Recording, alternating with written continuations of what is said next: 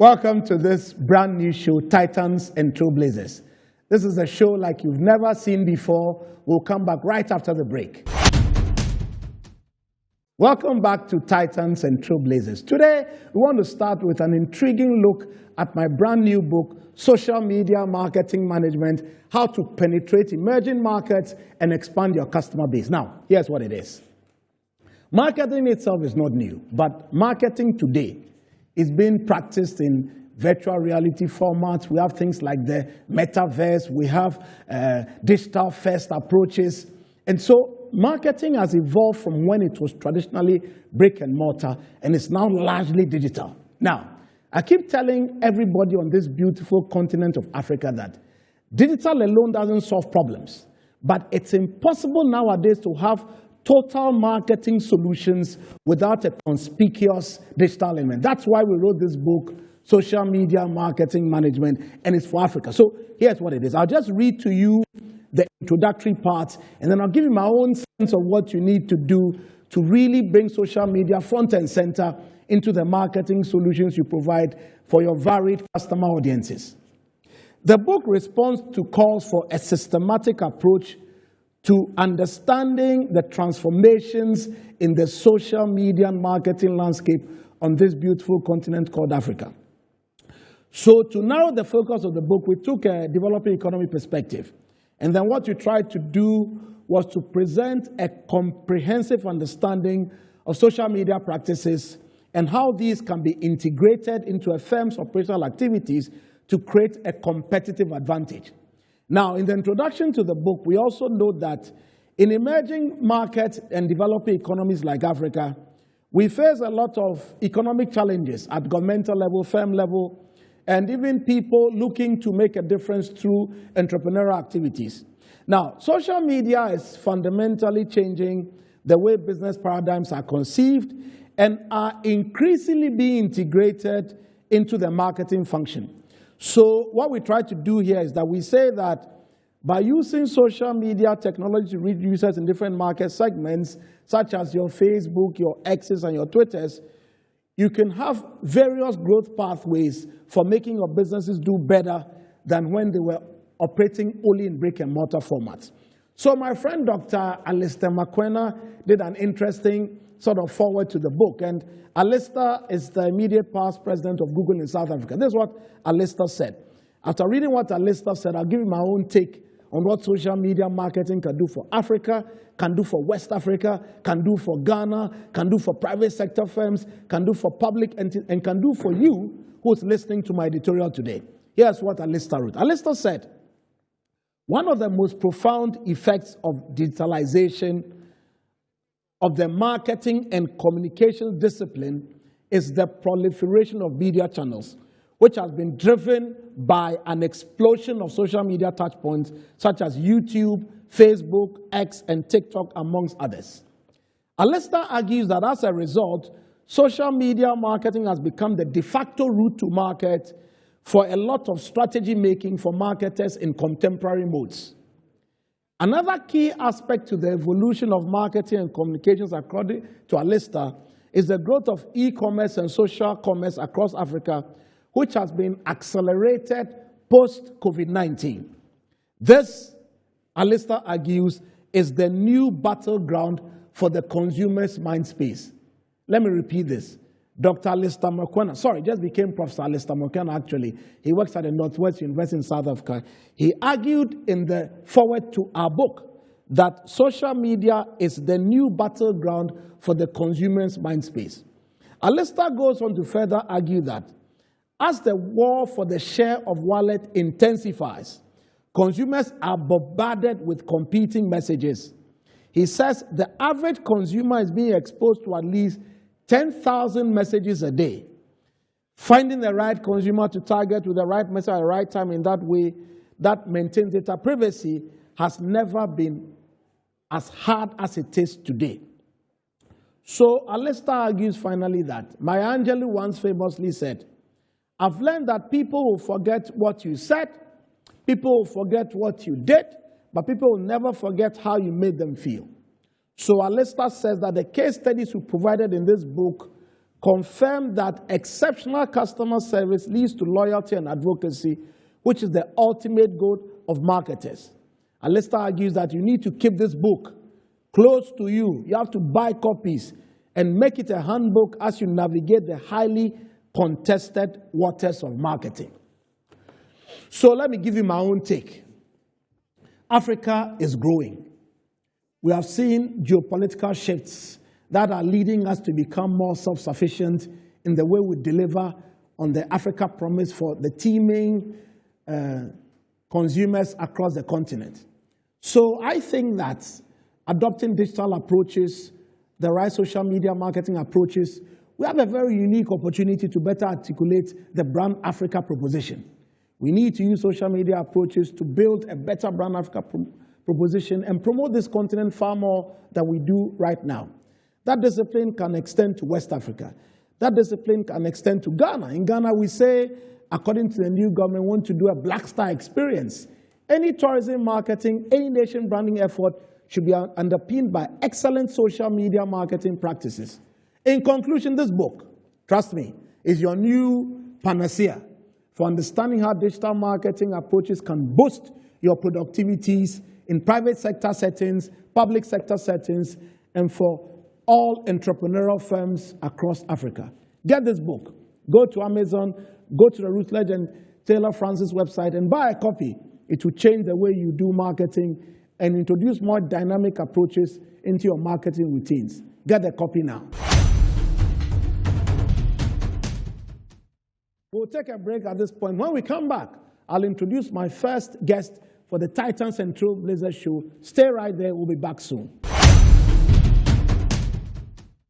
Welcome back to Titans and Trailblazers. And we always had the vision of delivering a Pan-African show. So it gives me great pleasure to welcome my friend from Uganda, a fellow warrior in the marketing army, David Balikudembe. And I'll tell David to tell you about himself. David, you're welcome to Titans and Trailblazers. Please tell us about yourself. Thank you, Prof. And very happy to have me here at Metro TV. So my name is David Balikudembe. I'm the Secretary General of the African Marketing Confederation, the body that unites marketers across Africa. So our membership is comprised of national associations or societies, whatever they are called in their respective countries across Africa. So from Southern, Eastern, North and Western Africa, we bring together all the marketers' body to learn together, to grow together, and keep up to speed with global standards and practices. I'm also the immediate past president of the Uganda Marketers Society in Uganda, and also board chairman at Archfield Institute of Design in Uganda. Very happy to be here today. Awesome. So marketing matters for Africa's growth, but sometimes marketers struggle to explain their relevance and how they are a key value driver for organizations in Africa. As a marketing titan, what were your experiences leading the Uganda Marketers Society? What are some key lessons you learned, and what can you share for aspiring marketers today? Yeah, that is a very good and equally important question because traditionally marketing was looked at as a cost center. And I think as marketers, I'll put my hand to my chest and say we are to blame because we have not demonstrated enough our role, our place at the table of men. When the men in the boardroom are discussing numbers, in the past we have tended to shy away. We are happy to talk about awareness and likes and affinity and all these other cute terms, but not the numbers. So to answer your question straight up, it's bringing the numbers game to marketing. Absolutely. And I think the CIM definition is straight on the money. Absolutely. Where it's marketing is a science, the management science that is involved with identification, identifying, anticipating, and satisfying customer needs. And the last part is the most important, profitably. Absolutely. So as long as we talk about profit in a way that the CEO understands, the CFO understands, we'll justify our role in our function in Absolutely. business. Then we'll be more relevant to the C-suite. Exactly. So the first time I met you was in Vic Falls when I delivered the keynote at the African Marketing Confederation Conference. Then you brought me back to Uganda to deliver the keynote. And this year, the conference comes to Accra. I think that's why you're in Accra. So tell us why this is so exciting and what we should expect for this year's African Marketers Confederation Conference. Yeah, it's exciting to the point of shivers. Yes, because, absolutely. Because Everybody keeps asking me, Bob, we are coming to Accra. I said, come, we are waiting. Yes. Yes, because of what people have been accustomed to. I think it has been growing to the next level, to the next level, to the next level. You remember in Big Falls was just after COVID, beginning to regroup, had a very amazing experience at the Zambezi at Elephant Hills. Then we made a bold move to host the conference in Entebbe, yes. in Uganda. Spoke on technology and Pan-African brands. Yes. That's the topic you gave me. Yes. So, and we elevated the level, higher, and that is for the first time we held it alongside technology guys. So the Confederation for Technology Associations across Africa, which is TICON Africa, which turned out to be very pivotal because, like you've said and like we see in your book, tech cannot be detached from marketing where we are today. So having them very close to us instead of leaving them to lock themselves behind their screens and do their thing, it's good to go with them. Absolutely. Because, and there's a book that I'm reading, I'm happy to give it to by Professor Kotula and Hamawan Katajai about operational excellence. Correct. And they insist that operational excellence, operations is the new marketing front. Okay. Because you are an addict of customer experience. Absolutely. Customer excellence. So if operations is not up to the standard, absolutely, there's no way you can deliver seamless customer experience. That's correct. So so tech and marketing to deliver a seamless experience. And then the following year, which was 2024, we went to Mombasa. Correct. Where amazing speakers. Professor Kotula addressed us from Chicago. Yes. Virtually. Dr. Katajaya himself was there physically. Indeed. A lineup of speakers unpacking current burning topics and issues. So we can't wait for August 20th to 22nd here in Accra. Okay. To take it to another level. Absolutely. And that is why, that's very exciting. That makes me anxious. And that is why we are here early in the year to try and put together the look and feel. Correct. Marketers across Africa can know what to expect. So if there are potential media partners and sponsors watching our show, what's unique about this conference? Why should they come and support us to put together this marketing festival, if you like? Yeah, as Africa is becoming one market. Correct. In Uganda, we're talking about the $3.4 trillion that we are looking at by 2025. It's very important when you have marketing leaders from across Africa under one roof.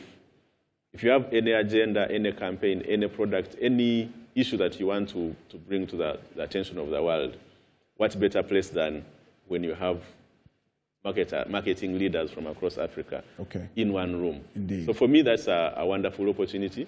But like I always like to say, it's as a media house, you know your agenda, you know your strategic plan 3-5 years down the road. So it's more about how can I leverage this community, this audience, than what can this conference do for me. Indeed. Yes. Indeed. Okay. So another thing that's very important is that sometimes marketing is seen as something for private sector alone, something for entrepreneurs alone. When you take public sector spaces, how can a Ministry of Trade, how can a Ghana Tourism Authority, how can a Kenyan promotion agency leverage marketing to improve public sector fortunes and even national fortunes for countries across Africa? How is marketing relevant to public sector spaces? Yeah, I think it's very key. And like the theme for this year has been just finalized, and it's thriving or winning in the evolving African market. Okay. Then trust trends, and technology. Okay. So winning in an evolving market across Africa. So the market goes all the way from the consumer market to the business market to government. You've always written about B2G. Absolutely. How do you market to government? So we've seen governments introduce programs that struggle, and it's because they have not been marketed properly. First of all, internal markets. Get buy-in from internal stakeholders before you can roll out to your audience. Behavioral change campaigns. We are now in the sustainability era. Correct. Where you and I, everyone counts what we do, what the carbon footprint, what we leave behind as individuals, as families, as businesses. So marketing has never been more important than today. Absolutely. In government. We've seen some of the recent elections here in Ghana, in East Africa. We've seen the recent US election. Yes. And it's all about branding and personal branding and marketing all the way. Absolutely. So again, as marketers, we've not sold ourselves properly to these entities. So they've known us to be, they have relegated us to products and media and stuff like that. But I think, and in academia, I think these are areas that we need to look into in terms of, government marketing or public sector marketing. Absolutely. Okay, so there's also a challenge around youth and marketing. Challenge around those who go to the university to study BSc marketing for 4 years, those who get a chartered marketing qualification. There was a news story trending yesterday about a certain rich man who was saying that for him, only prosperous people should teach in business schools, and that if you haven't succeeded at a business before, he sees no reason why you should be teaching in a business school. And there was a lot of contention on social media because the thinking is that PhD holders also have a place teaching. So how do we bring practice together? How do we bring industry together and more closely align it with curriculum, academia? It's an old debate. But since you are a thoroughbred marketing person, what are your thoughts on how we can make university education more practical, especially in relation to the marketing domain? Yeah, you're lucky to have been on the 3 spheres of marketing. You've been an ad man, you've been in academia, absolutely, and you've practiced marketing. Absolutely. You've seen how it is. And unfortunately, the formal linear education tends to lag behind.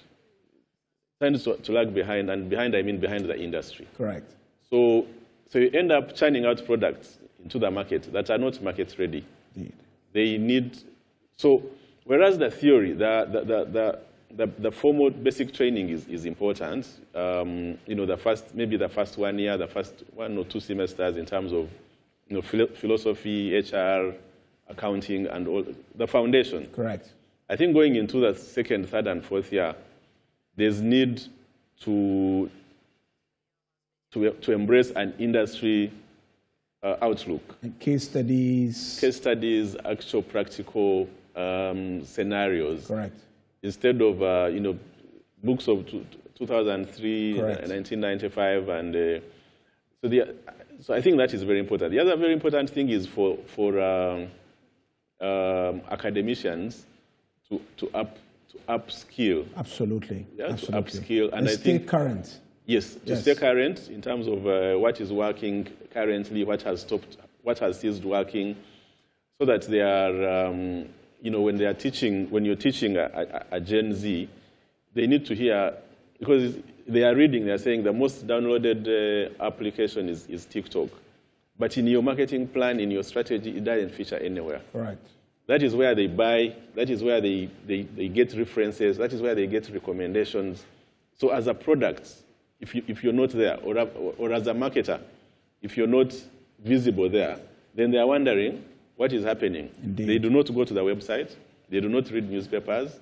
It's been proven that, they don't take breakfast, they don't read news, they don't follow news. Indeed. In the US, when TikTok was blocked, they called police and the telcos and said, why is TikTok not working? Correct. And it has been in the news for the last 1 month. Absolutely. So you need to go where they are. That is it.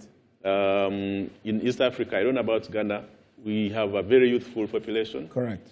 So they are going to become they're going to drive demand going forward. Correct. So if you're not marketing, if you're not visible where they are, you become completely irrelevant. So I think that training needs to stay up to speed with the market.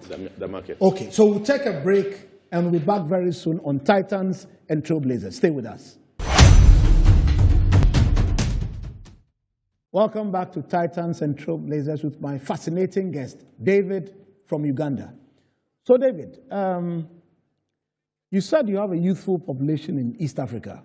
And the blessing and the curse of youth is that whilst they have a lot of energy, it can be channeled into productive enterprises or into negative social enterprises. So my next question to you would be, as a marketing titan, what 3 or 4 pieces of advice can you give to African youth as they navigate their way through school, into work? What should they look out for in a world that's changing rapidly? Okay. Number one, I think that the marketplace is becoming very specialized. In the past, you could survive, having general knowledge across a wide spectrum without necessarily specializing. Right now, it is changing very fast, where you have to be exceptionally good at something to excel. So my first piece of advice would be that get something and be good at it. I've noticed something different here in Accra, where, and like I was telling you earlier, I think the biggest industries are Christianity, yes, real estate, and education. The church is big. Church is big. It's big business. Yes. So I've seen universities that specialize as deep as strategy, for example. There's a university of strategy. And public administration. And so you go to school to study strategy. So you become an expert of strategy. So marketing, for example, is very wide. So get a space and decide, I'm going to go into content marketing. I'm going to go into social media. I'm going to go to do influencer marketing specifically. Indeed. I'm going to do e-commerce. Get something and become exceptionally good at it. Okay. It can be as small as animation. Indeed. Multimedia has so many facets. But very much. Animation, and even within animation, you can say, me, I'm 2D. Correct. 2D animation. Correct. Or 3D. Correct. That is one. So once you're good at something, especially for up-and-coming marketers, volunteer somewhere, especially in these professional communities, professional circles. Indeed. So that because if you are a member of, for example, of Chartered Institute of Marketing in Ghana, right, you have a very direct chance to learn from people like yourself, right, people from my brother Kwabena, right, who have seen and done it all. These would be almost unreachable in a different setup. So get into these circles. So whichever field you are in, whether it's engineering or sales, or get in a community of sorts and be seen, be visible there. You can never know who is observing, who is watching. Indeed. Number 3 is that, and these are things that I've learned. I've not read in any book anywhere, but anything small that you get an opportunity to do it with everything that you have. Like a do and die affair. Do it like it's your last assignment on earth. Absolutely, absolutely. And someone will notice and call you to the table of men. So those 3 things for me will take you places as a youth. Okay. Now let's talk about, you talked about the $3.4 trillion market. I remember when I spoke in Entebbe on your invitation, it was a big issue. We kept on debating it to and fro. But the question becomes, how are African countries also managing their nation brands? Because sometimes you find that the problems in DRC, for instance, will dominate CNN and Al Jazeera. A little issue in this country or that country will trend on BBC. So what will your advice be to African leaders or African governments to try and be more careful about how they manage their nation brands, their tourism? Because everywhere I go, it's a big issue. I went to Zambia after I came to you to do their keynote at their marketers conference, and it was about leveraging investment, tourism for a better Zambia, yes. I went to Zimbabwe, same issues came up. So what should marketers do to lead the charge for branding the continent first and for branding the countries they are domiciled in? Yes. Yeah, the truth is we've not done enough. We've not done enough to push a positive narrative. And it is two-way. One is what we spoke about earlier, that as marketers, we've not sold ourselves to the public sector. So if I'm a minister of tourism, if I'm a chairman or CEO of the Ghana Tourism Association, Ghana Tourism Board, do I need skill sets of marketers? Or I can go in with my public service mindset and make announcements on TV. Entering a game park is this fee, blah, blah, blah. With no strategy behind it. With no strategy behind it, and I think that is enough. The other thing has been the public sector jealously guarding their space and shutting us out as marketers because they feel this is their space, they need to guard it carefully.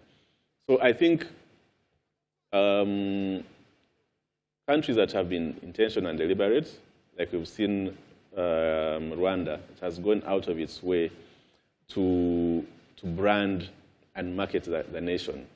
They have reaped big dividends. There might be these current setbacks, squabbles with DRC, but Rwanda earns 4 times from the mountain gorillas than Uganda, which has 90% of the population of the mountain gorillas. Yeah? It's one of the most visible country brands in Africa, Rwanda. Yes, so they are marketing on Arsenal shirts, Absolutely. They are marketing on at PSG, Absolutely. They are pushing, because they have realized they are not big on products. Absolutely. So they are pushing services especially mice. Indeed. So they have built one of the most amazing conference centers across Africa. It was right behind my office. Yes, the stadium, the conference is connected to a Radisson Blu, 290-bed hotel beds. Their recently launched stadium, the airport, and stuff like that. So they have the Kigali Arena as well. Kigali Arena as very well famous. Recently hosted John Legend. Very famous. So yes. it's we've seen that it pays. Why we are not doing it, I do not know.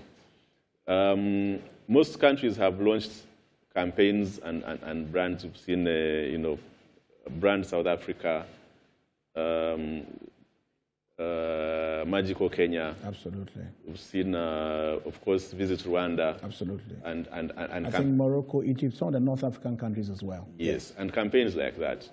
Because Uganda, for example, I think a few years ago, tourism was about number 4 in terms of foreign exchange earning. Indeed. Without any support, without any marketing and pushing at all. Absolutely. So if we brand and market our destinations very well, we'll reap great dividends. We reap great dividends as a nation, as marketers, and as Africa. Awesome.